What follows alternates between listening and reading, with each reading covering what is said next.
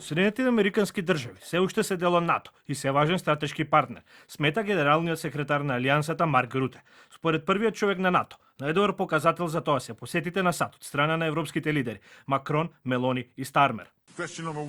Дали се уште се сад со нас? Ако е тоа прашањето, да. Можете да ги вклучите вашите телевизори и да видите дека лидерите како што се Емануел Макрон, Ѓорџа Мелони и Кирик Стармер, кои беа во посета на претседателот на САД во неколку наврати. Според претседателката на Европската комисија, Урсула фон дер Лајен, војната помеѓу Русија и Украина ја натерала Европската унија да го засили одбранбениот систем и да покаже единство за европските интереси, а самитот во Хаг само ја потврдува нејзината констатација.